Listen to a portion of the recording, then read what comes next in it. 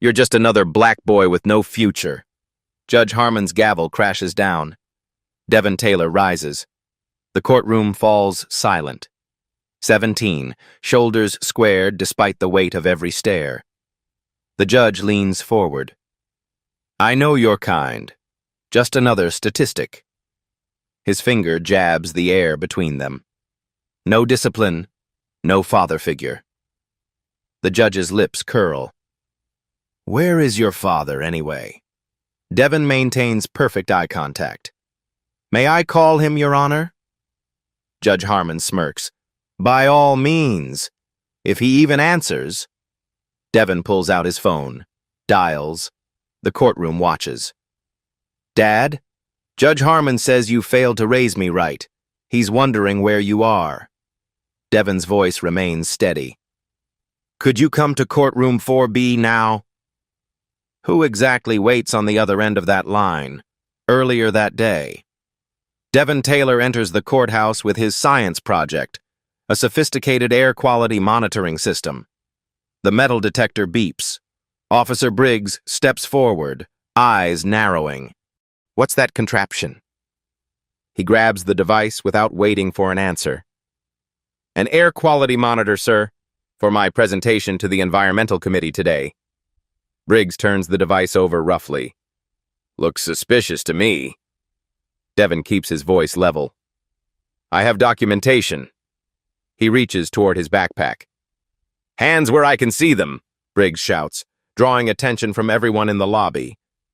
Devin freezes. His heart pounds as Briggs calls for backup. Got a suspicious device. Uncooperative subject.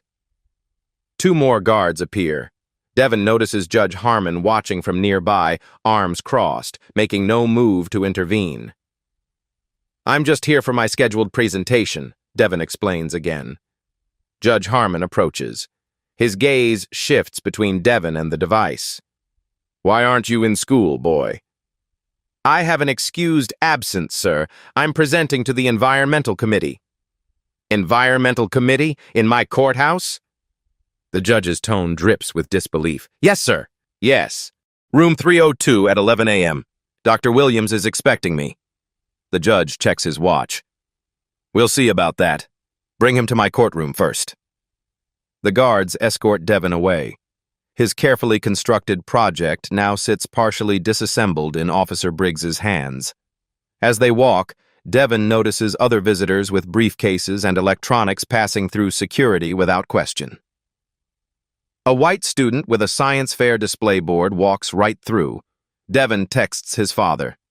Delayed at security, might miss presentation time. His father replies instantly.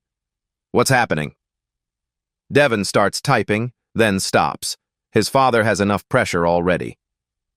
Just extra security checks, nothing serious. Judge Harmon walks ahead, his robes flowing behind him. Devin catches fragments of his conversation with Briggs. These people always have excuses. Teach him about authority. Knows his place after today. Devin straightens his shoulders. This isn't about his project anymore. What does Judge Harmon really want with a high school student's environmental science project? In Judge Harmon's empty courtroom, Devin stands before the bench. His project sits in pieces on a table. Explain again what this device does. Judge Harmon doesn't look up from his phone. It's an air quality monitor that measures particulate matter in low-income neighborhoods, Your Honor. Devin keeps his voice steady. I've been collecting data showing correlation between poor air quality and respiratory illness rates. Judge Harmon tosses Devin's papers aside without reading them. And why bring this to my courthouse? The Environmental Committee meets here monthly. I was invited to present my findings. Dr. Williams confirms there's a meeting. Judge Harmon scrolls through his messages. Says nothing about student presentations. Devin's stomach tightens. The confirmation was sent last week to all committee members.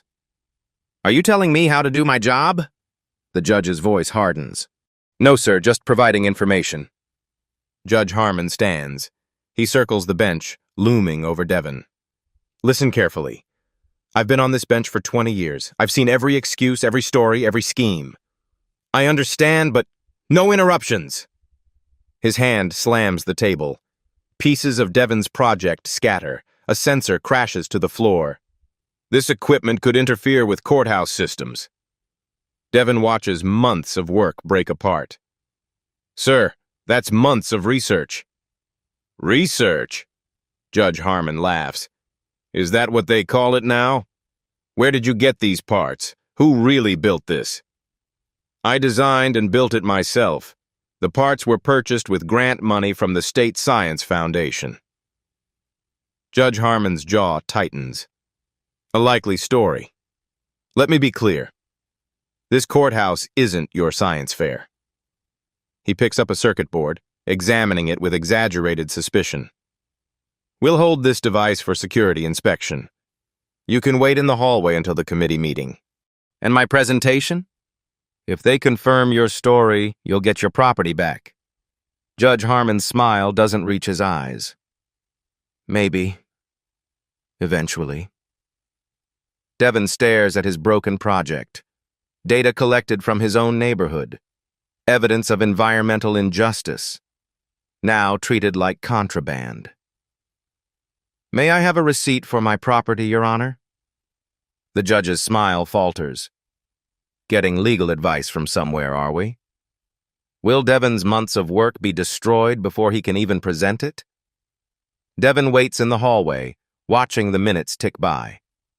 His presentation time approaches, but security won't let him near room 302 without Judge Harmon's approval. Dr. Williams, a gray-haired environmental scientist with wire-rimmed glasses, spots Devon. There you are. Why aren't you setting up? We start in 15 minutes. Judge Harmon confiscated my project, says it's suspicious. Dr. Williams's eyebrows shoot up. That's absurd. You're our keynote student presenter. They return to Judge Harmon's courtroom together. The judge is on a call, holding up one finger to make them wait. Devon notices how the judge's posture changes when he sees Dr. Williams. Straighter, more formal. Judge Harmon, Dr. Williams begins when the call ends. There's been a misunderstanding. Devon Taylor is our invited presenter today. The judge barely glances at him. This young man brought unauthorized electronic equipment into a federal building. That requires proper investigation. It's a science project that I personally vetted. Did you run background checks on him and his family? Judge Harmon asks sharply. Do you know where he's from? Devon feels heat rising in his face. Dr. Williams shifts uncomfortably. He's one of our brightest students. That doesn't answer my question. Judge Harmon turns to Devon. Where exactly are you from, Mr. Taylor? I was born in Chicago, sir. We moved here 3 years ago. And before Chicago? Devon blinks, confused. My family has been in Chicago for generations. Judge Harmon makes a dismissive noise. Your project will remain confiscated until proper authorities can inspect it. However, he nods to Dr. Williams, you can take responsibility for him attending the meeting, without his device. Dr. Williams protests, but his entire presentation requires his project. Then he shouldn't have brought suspicious equipment into my courthouse. The judge's voice rises. Perhaps you'd like to explain to the committee why you're unprepared. Consider it a lesson in planning ahead. Devon's hands clench at his sides. May I at least have my presentation slides? They're on the same laptop we're holding for inspection. Dr. Williams checks his watch. We need to go. The committee has a tight schedule. Judge Harmon smiles thinly. Run along, then. And Mr. Taylor, next time know your place before you walk into my courthouse. Devon follows Dr. Williams to the meeting room. His heart pounds as they enter. 12 committee members sit around a conference table. Several observers line the walls. I apologize for the delay, Dr. Williams announces. We've had an unexpected situation. Devon steps forward. Every eye in the room turns to him. The weight of their expectations crushes down. I apologize, Devon begins, voice steady despite the humiliation burning in his chest. Judge Harmon has confiscated my project and presentation materials. I'll do my best to explain my findings from memory. Whispers spread through the room. Devon sees pity on some faces. On others, quiet judgment. A woman in the back row shakes her head and writes something in her notebook. How will Devon salvage his presentation without any of his materials? Devon stands before the environmental committee, empty-handed. He takes a deep breath and begins speaking from memory. My project measures particulate matter concentrations in low-income neighborhoods versus affluent areas. His voice grows stronger with each word. Over 6 months, I documented levels 3 times higher in minority communities. Despite the absence of visual aids, committee members lean forward. Devon sketches air particle distribution patterns on a borrowed notepad, explaining collection methodology and statistical controls. I identified correlation between pollution spikes and respiratory emergency room visits. He draws another diagram. The data shows environmental protection laws are enforced differently based on neighborhood demographics. Dr. Williams watches with quiet pride as Devon transforms potential disaster into a compelling presentation. When Devon finishes, the committee applauds. Remarkable work, says committee chair Dr. Lawson. Especially under these circumstances. Where is your project now? Judge Harmon is holding it for security reasons, Devon answers carefully. Dr. Lawson frowns. That's unusual. We'll look into it. Meanwhile, your findings deserve wider attention.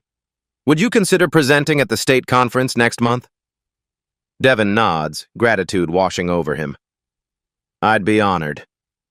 As the meeting adjourns, Devon excuses himself to the restroom. In a private stall, he leans against the wall. The adrenaline crash hits him hard. His hands shake slightly as he pulls out his phone. He dials his father but gets voicemail. Dad, something happened at the courthouse. Judge Harmon confiscated my project and... He pauses, not wanting to sound like he's complaining. I managed okay, but I could use some advice. Call when you can. Dr. Williams waits outside. You did incredibly well, Devon. I've never seen such poise under pressure. Thank you. Do you think I can get my project back today? Let's find out. They return to Judge Harmon's courtroom. The judge is hearing a minor case. He spots Devon and Dr. Williams but makes them wait. Devon watches the proceedings, noting patterns. The well-dressed white defendant receives patient questioning. The young Hispanic woman who follows gets rapid-fire interruptions. After an hour, the courtroom clears. Judge Harmon finally acknowledges them. Still here, Mr. Taylor? Yes, sir. I've completed my presentation and would like to collect my project. That won't be possible today. Our security team needs to complete their inspection. Dr. Williams interjects. Judge Harmon, Devon needs his equipment. It contains months of irreplaceable data. Should have thought of that before bringing unauthorized devices into a federal building.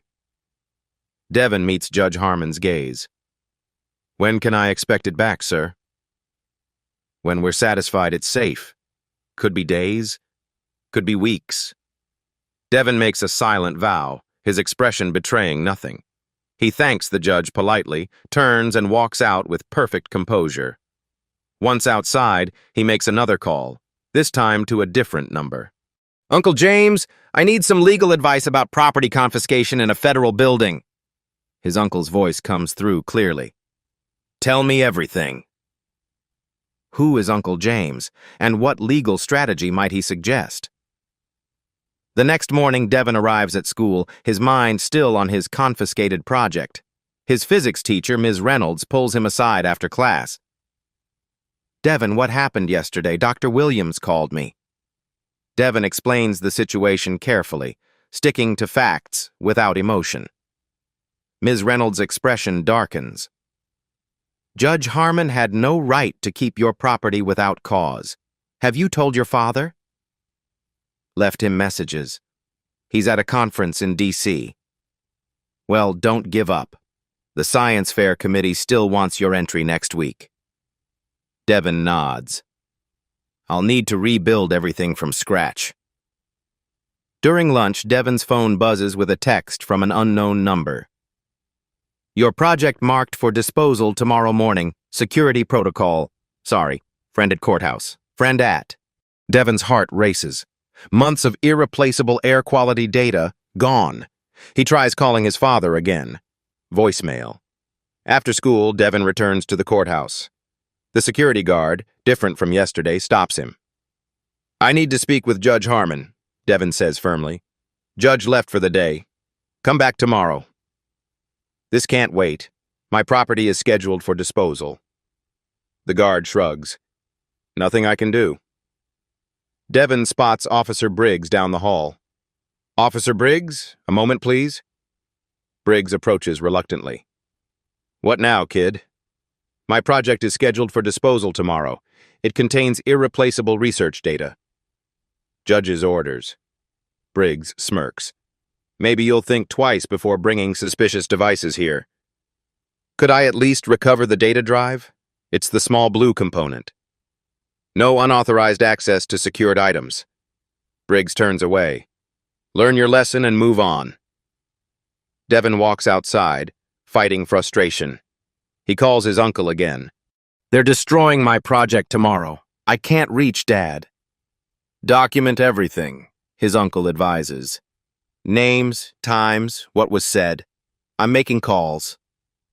That evening, Devon works furiously in his garage, attempting to recreate his project from memory and spare parts.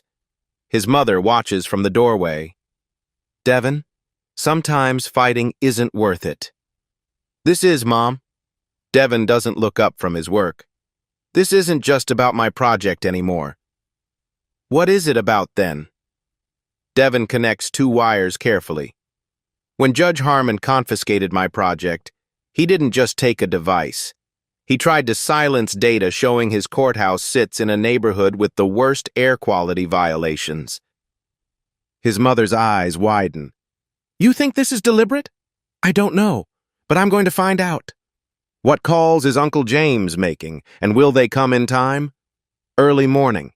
Devon arrives at the courthouse before it opens, carrying documentation proving his ownership of the project and its scientific purpose. He waits on the steps, reviewing the paperwork his uncle helped him prepare overnight.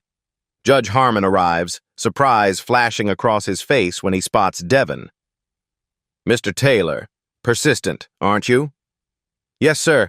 I have documentation proving my project's legitimacy and requesting its immediate return. Judge Harmon barely glances at the papers. File it with the clerk. I have a busy docket today. Sir, security plans to dispose of my property this morning. Not my department. Judge Harmon attempts to walk past. Devon steps sideways, remaining respectful but insistent. Your Honor, I've documented everything that's happened. If my property is destroyed without due process, I'll be forced to escalate this matter. Judge Harmon's eyes narrow. Are you threatening me, young man? No, sir. I'm exercising my rights as a citizen. The judge steps closer. Let me be clear. You have no power here. I decide what happens in my courthouse. The courthouse belongs to the people, Your Honor. Judge Harmon's face flushes. You need a lesson in respect. Officer Briggs? Briggs approaches from security. Yes, Your Honor? Mr. Taylor here is causing a disturbance. Please escort him out. I'm standing on public property with legal documentation, Devon says calmly. Judge Harmon points at Devon's papers. Those look like falsified court documents to me. Confiscate them. Briggs hesitates. Sir? You heard me. Those papers could be fraudulent.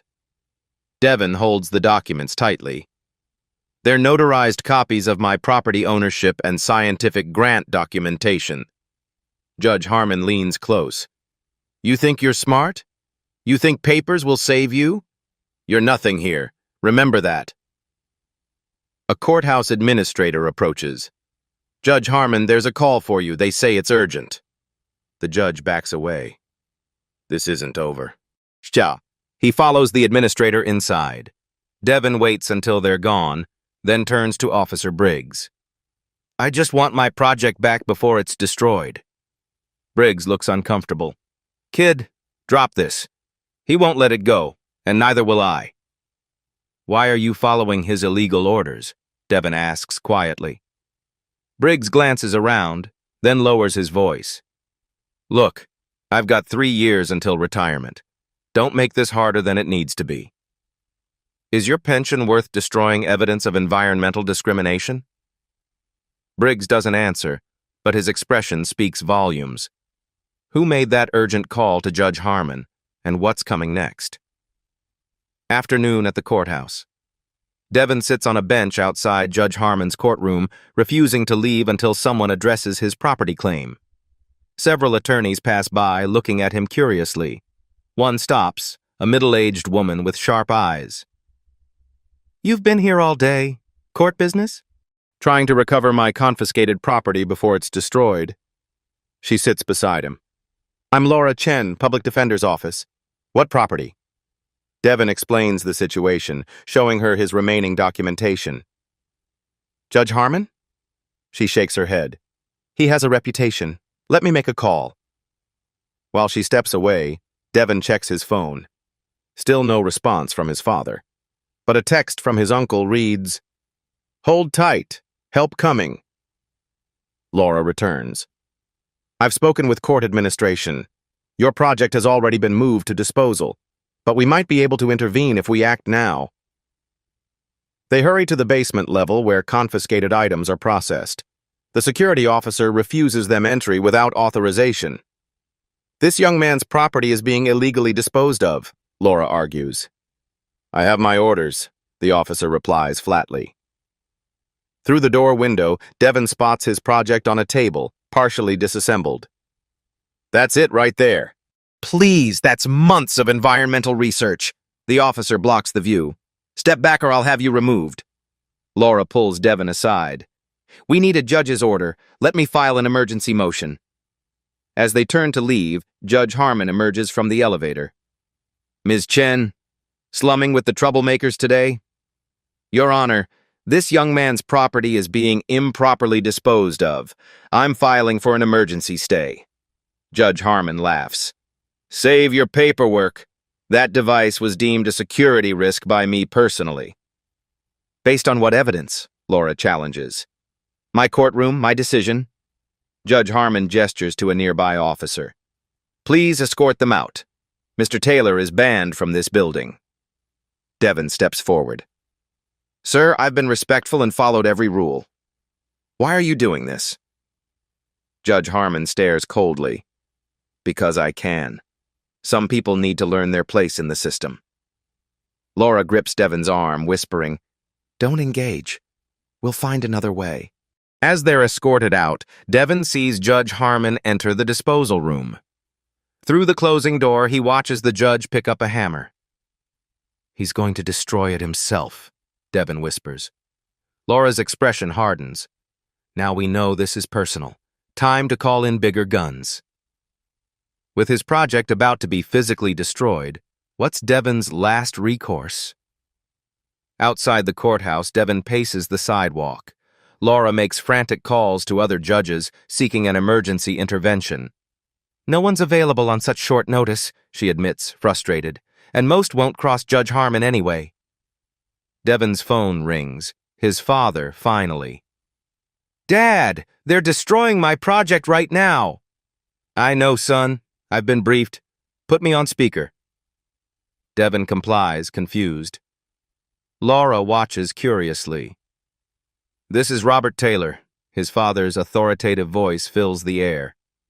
Who am I speaking with? Laura Chen, Public Defender's Office. Your son's project is being improperly disposed of by Judge Harmon. I understand. Ms. Chen, please escort Devon back inside. Insist on seeing Judge Harmon immediately. Tell security to call this number if there's any resistance. He recites a government extension. Laura looks skeptical but nods. We'll try, Mr. Taylor. They re-enter the courthouse. At security, they're immediately stopped. Devon Taylor is banned from the premises, the guard states flatly. Laura stands firm. We need to see Judge Harmon now. If you refuse, please call this number. She shows the guard the number on her phone. The guard hesitates, then makes the call. His expression changes dramatically. Yes, sir. Right away, sir. He hangs up, suddenly deferential. You can proceed to Judge Harmon's chambers. As they walk through the courthouse, Devon whispers, What just happened? Laura shakes her head, equally confused. Who exactly is your father? He works for the Justice Department, that's all I know. They reach Judge Harmon's chambers. His clerk tries to turn them away, but Laura mentions the phone number again. The clerk disappears inside, returning moments later. The judge will see you now. They enter to find Judge Harmon standing behind his desk, Devon's partially damaged project in front of him. A hammer sits nearby. This is harassment, the judge begins. I've made my decision about this device. Laura steps forward. Your Honor, we have instructions to call this number if you refuse to return Mr. Taylor's property. She displays the phone again. Judge Harmon scoffs. Some bureaucratic underling doesn't concern me. Then perhaps you should make the call yourself, Devon suggests quietly. Something in Devon's calm confidence makes Judge Harmon pause. He takes the phone reluctantly and dials. This is Judge William Harmon. Who am I speaking with? His expression shifts from annoyance to shock. Yes, I understand, but the device was... Yes, sir. The color drains from Judge Harmon's face. He hands the phone back to Laura, his hand visibly shaking. Your property will be returned immediately, Mr. Taylor, he says stiffly. In its original condition, with all data intact, Devon specifies. Judge Harmon nods, unable to meet Devon's eyes. As they leave with the project, Devon's phone rings again. He answers on speaker. Is it resolved, son? His father asks. Yes, Dad. Thank you. Good. Now, would you put Judge Harmon on the line? I'm coming to town tomorrow and would like to meet with him personally. Laura stares at Devon in dawning realization. Your father is... Devon nods slightly as Judge Harmon approaches, looking ashen. Judge Harmon, my father would like to speak with you. Devon hands over the phone. The judge takes it, his arrogance entirely evaporated. This is Judge Harmon. From the phone comes a clear, authoritative voice. Judge Harmon, this is United States Attorney General Robert Taylor. I'll be in your courthouse tomorrow at 9 a.m. to discuss your treatment of my son and the apparent pattern of judicial misconduct in your courtroom. Please clear your docket. Judge Harmon nearly drops the phone. Yes, Mr. Attorney General, I'll make the arrangements. He returns the phone to Devon, then retreats to his chambers without another word. In the hallway, Laura lets out a low whistle. Your father is the Attorney General of the United States? Devon nods. He was appointed last year. We keep it quiet at school. No wonder Judge Harmon looked like he'd seen a ghost. Laura examines the project. Is this really about air quality monitoring? Yes. 6 months of data showing environmental protection laws aren't enforced equally across neighborhoods. Devon runs his fingers over the damaged components. The high pollution areas correspond exactly with Judge Harmon's harshest sentencing patterns. Laura's eyes widen. You found evidence of environmental racism without even realizing its connection to judicial bias. I just wanted to help my neighborhood breathe cleaner air. Devon carefully packs up his project. I never expected to expose a corrupt judge. How will Judge Harmon face the U.S. Attorney General tomorrow? Dawn breaks over the city. News vans already surround the courthouse. Word has leaked that the U.S. Attorney General is making an unscheduled visit. Inside his chambers, Judge Harmon paces nervously, phone pressed to his ear.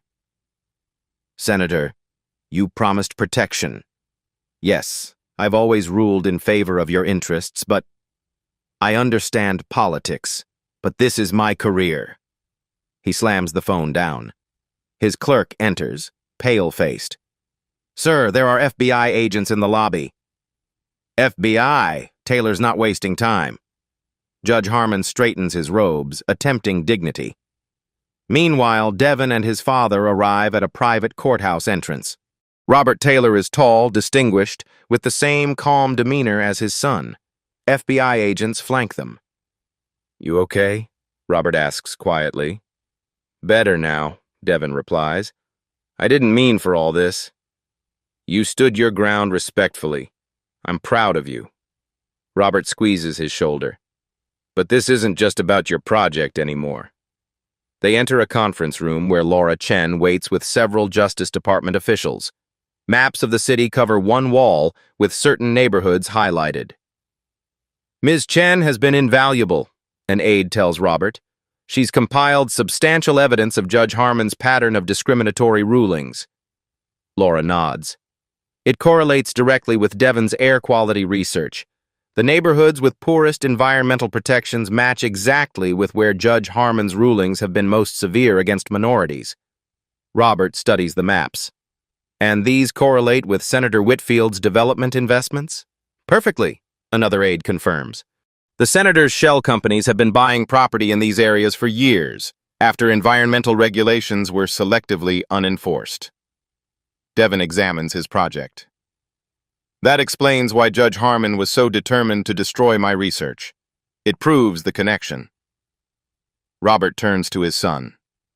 "You stumbled onto something bigger than either of us realized. Your environmental justice project exposed actual injustice." A knock at the door. Judge Harmon enters, flanked by his own attorney. The temperature in the room seems to drop. "Attorney General Taylor," Judge Harmon begins stiffly. "This theatrical display is hardly necessary for what amounts to a misunderstanding about a school project." Robert doesn't offer his hand. "This meeting isn't about my son's project, though that incident provided the thread that unraveled a disturbing pattern. Please sit." For the next hour, Justice Department officials present evidence of Judge Harmon's judicial misconduct. Discriminatory sentencing patterns, selective enforcement of environmental regulations, suspicious connections to Senator Whitfield's business interests. Charts display the data clearly. In neighborhoods with high minority populations, the same ones Devon's project showed had poor air quality, defendants received sentences averaging 40% longer than identical cases from other neighborhoods. Phone records reveal calls between Judge Harmon's chambers and Senator Whitfield's office immediately preceding key environmental rulings that benefited the senator's development companies. Judge Harmon's attorney interjects repeatedly, but each objection is met with more damning evidence. "This is a political witch hunt," Judge Harmon finally explodes. "I've served on this bench for 20 years. "Yes," Robert replies evenly. "And we've reviewed 20 years of your rulings. Care to explain why defendants from certain neighborhoods receive sentences averaging 40% longer than identical cases from other neighborhoods?" Judge Harmon looks to his attorney, who appears increasingly uncomfortable. "Or perhaps," Robert continues, "you can explain these phone calls between your chambers and Senator Whitfield's office immediately preceding key environmental rulings." The judge's face goes pale. "I want immunity." His attorney stands abruptly. "My client is not making statements at this time." Robert nods to an aide who slides a document across the table. "Judge Harmon, this is a formal notice of investigation by the Justice Department. You are being placed on administrative leave pending its completion." "You can't do this," Judge Harmon whispers. "I'm not doing this. Your actions are." Robert stands. "The Judicial Ethics Committee is convening an emergency session this afternoon. I suggest you prepare." As Judge Harmon and his attorney leave, Robert turns to Devon. "Your project revealed something we've suspected but couldn't prove. Environmental injustice and judicial misconduct often go hand in hand." Devon looks at his damaged project. "I just wanted to help my neighborhood breathe cleaner air." "And you will," Robert assures him. "Your data is now part of a federal environmental justice investigation." Laura approaches. "Devon, the Environmental Committee called. They want your full presentation tomorrow with Justice Department protection this time." By evening, News of Judge Harmon's suspension spreads. Devin watches the coverage with his parents at home. Sources confirm the investigation began after Judge Harmon attempted to confiscate and destroy scientific evidence collected by a high school student, a reporter announces. The evidence allegedly showed environmental protection laws being selectively enforced in minority neighborhoods. Devin's mother turns to her husband, who, "How big is this going to get?" "Very," Robert replies. "Senator Whitfield's development companies have been exploiting these neighborhoods for years, buying property cheap after environmental violations made them undesirable, then flipping them after selective cleanup." "But why target Devin's project?" his mother asks. "Because data doesn't lie," Devin answers. "My air quality measurements created a map that matched perfectly with Judge Harmon's discriminatory sentencing patterns. It connected environmental racism with judicial misconduct." Robert's phone rings. He answers, listens, then sighs. "Senator Whitfield is calling for an investigation into the investigation, claims it's politically motivated." "Is it?" Devin asks. "Justice isn't political, son." Robert's expression hardens, but those who obstruct it often hide behind politics. The next morning, Devin presents his findings to the Environmental Committee, this time with his project intact and working. FBI agents stand discreetly around the room. "These air quality readings were taken over 6 months in different neighborhoods," Devin explains, displaying his data. "The pattern is clear. Environmental violations are reported equally across the city, but enforcement actions are concentrated in affluent areas." Committee members examine his findings with new understanding of their significance. "This data will be essential to our federal investigation," Dr. Lawson announces. "Mr. Taylor, the committee would like to fund an expansion of your monitoring system to cover the entire city." As they leave the meeting, Laura Chen joins them. "Judge Harmon's attorney called. He wants to make a deal." Robert raises an eyebrow. "Already? He must know we have more than we've shown." "The dominoes are falling," Laura confirms. 3 more judges with similar ruling patterns have requested leaves of absence. Senator Whitfield's development company stock dropped 30% this morning. Devin takes in this information quietly. His simple science project has triggered a cascade of accountability. "What happens now?" he asks his father. "Justice," Robert answers simply. "And perhaps cleaner air for your neighborhood." As Judge Harmon seeks a deal, who else will fall in this widening investigation? 1 week later, the Judicial Ethics Committee hearing unfolds in a packed room. Judge Harmon sits with his defense team, looking diminished without his robes. Senator Whitfield watches from the back, surrounded by advisors, whispering urgently. When Robert Taylor enters with Devin, the senator slips out a side door. The committee chair calls the hearing to order. "We are reviewing evidence of judicial misconduct by Judge William Harmon, including discriminatory sentencing patterns, improper dismissal of environmental cases, and potential corruption involving private development interests." Devin's research is presented first. His rebuilt project stands on a display table, screens showing clear correlations between air quality violations, denied environmental cases, and health outcomes across different neighborhoods. This data, initially collected for a high school science project, revealed a disturbing pattern, the presenter explains. Environmental protection cases from minority neighborhoods were dismissed at 8 times the rate of identical cases from other areas. Judge Harmon's attorney objects. A student science project hardly constitutes admissible evidence. The committee chair responds firmly. The methodology has been independently verified by 3 university environmental departments. The data stands. Next, Justice Department investigators present phone records, banking transactions, and ruling patterns that draw a clear picture. Judge Harmon systematically ruled in favor of development interests connected to Senator Whitfield, allowing environmental violations in targeted neighborhoods. During a break, Devin overhears 2 committee members talking. "The pattern is undeniable," one says, "but will they actually remove a sitting federal judge?" "They have to," the other replies. "The evidence is too public now. That kid's science project blew the lid off everything. When the hearing resumes, Judge Harmon takes the stand. His arrogance has vanished, replaced by a desperate pragmatism. I acknowledge some of my rulings may show statistical disparities, he admits carefully. But there was never intent to discriminate. The questioning is relentless. Justice Department lawyers present case after case where identical circumstances led to wildly different outcomes based solely on neighborhood and racial demographics. And your frequent communication with Senator Whitfield's office before environmental rulings? A committee member asks. Judge Harmon hesitates too long. The senator is an old friend. We discussed various matters, including which environmental cases to dismiss to facilitate his development projects. The judge's attorney interrupts.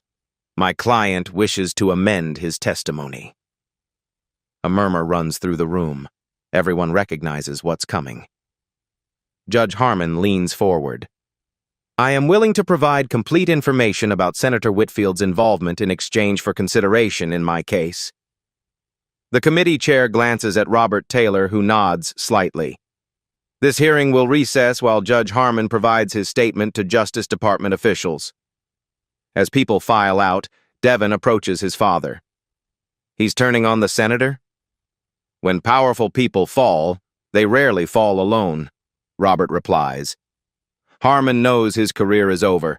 Now he's negotiating the terms of surrender. Outside the hearing room, reporters swarm. Devin stays back as his father addresses the press. Today marks an important step toward environmental justice in our communities. When we allow environmental protections to be selectively enforced, we are deciding whose children deserve clean air and whose do not. That is unacceptable in America. Devin notices Judge Harmon being escorted to a private room, shoulders slumped, the weight of his actions finally visible on his face. Their eyes meet briefly. The judge looks away first. Later that evening, news breaks. Senator Whitfield has resigned, citing health concerns. 3 development companies announce emergency board meetings. The EPA launches investigations in 12 cities with similar patterns. At home, Devin watches the coverage with mixed emotions. You never intended any of this, his mother says. No, Devin admits, but I'm not sorry it happened. His father joins them, loosening his tie. Judge Harmon provided names, dates, amounts. The corruption network was larger than we imagined. Will it make a difference? Devin asks. For the neighborhoods like ours? Robert nods. The EPA is fast-tracking remediation for the affected areas, and your monitoring system is being adopted as a model for community oversight. Devin considers this.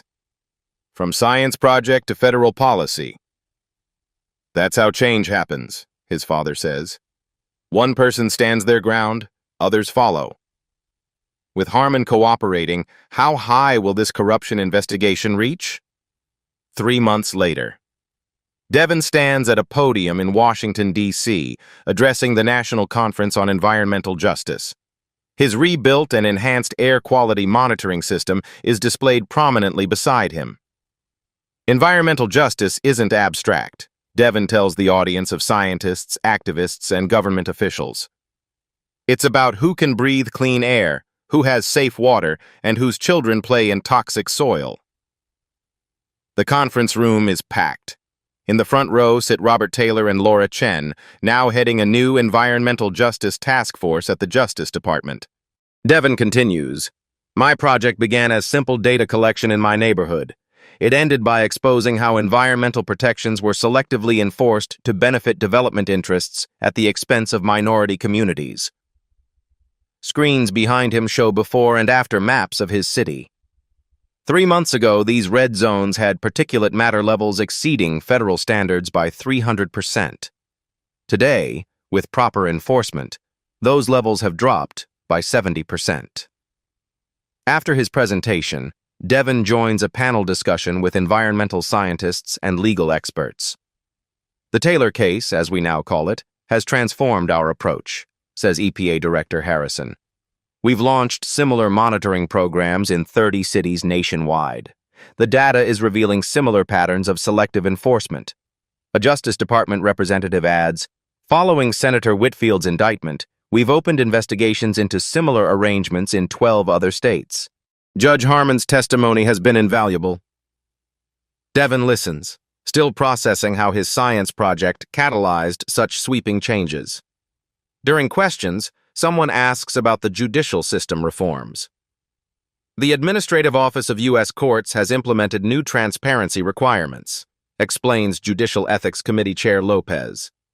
All environmental rulings must now include detailed reasoning and are subject to statistical review for potential bias patterns. After the conference, Devin and his father walk through the National Mall. Senator Whitfield's development company is paying for environmental remediation in all affected neighborhoods, Robert tells him. The settlement includes funding for community health clinics specializing in respiratory conditions. Devin watches children playing nearby. Will it last, though, these changes? That depends on people like you, Robert says. Systems only change when someone challenges them.